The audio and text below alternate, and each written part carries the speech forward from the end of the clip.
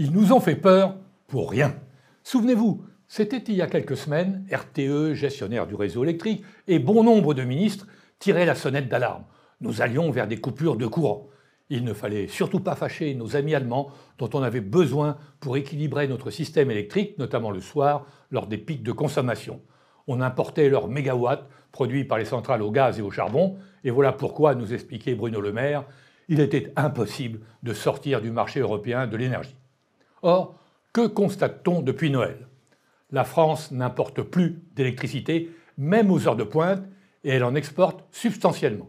Alors comment expliquer ce petit miracle ? Pour plusieurs raisons. La première, c'est bien évidemment le climat. Il ne fait pas vraiment froid, donc on consomme moins pour se chauffer. La seconde, c'est que la consommation des entreprises, notamment des industries, a sensiblement diminué, ce qui n'est pas forcément une bonne nouvelle. La troisième raison, c'est que le parc nucléaire monte en puissance.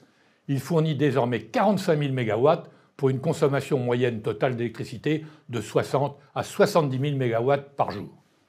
L'hydraulique et l'éolien apportent une contribution non négligeable. La situation devrait encore s'améliorer au cours des prochaines semaines, plusieurs réacteurs nucléaires étant remis en service. En tout cas, le résultat est là. Nous n'importons plus d'électricité à aucune période de la journée. Nous sommes non seulement autosuffisants, mais exportateurs. Cette bonne situation devrait entraîner logiquement deux conséquences. La première concerne le prix de l'électricité. Notre consommation étant pour l'essentiel d'origine nucléaire, hydraulique et éolienne, les coûts à la production sont faibles, autour de 60 € le mégawatt. Dès lors, le gouvernement devrait expliquer aux fournisseurs d'électricité, EDF en tête, que les contrats qu'ils ont signés avec les PME, les PMI, les industriels, à des prix souvent exorbitants de plusieurs centaines d'euros le mégawatt, ces prix doivent être eux aussi revus à la baisse et ne concerner pas seulement les TPE.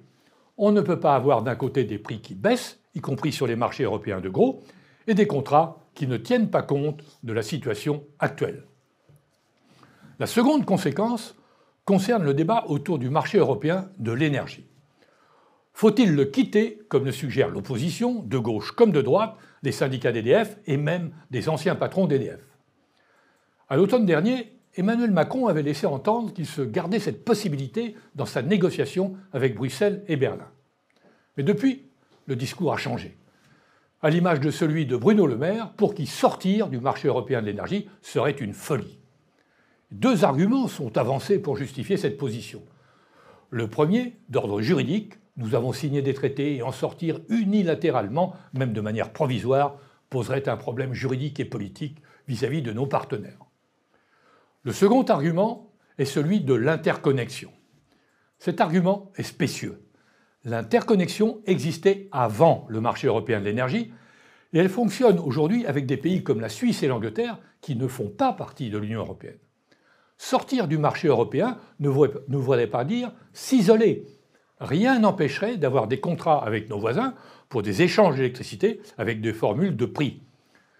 Généralement, nous importons à la pointe, ce qui n'est d'ailleurs pas le cas depuis le début de l'année, mais nous exportons le reste de la journée, notamment vers l'Allemagne, car nos centrales nucléaires produisent en continu, à la différence des éoliennes et du solaire allemand.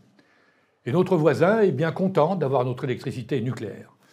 Nous nous tenons donc réciproquement par la barbichette.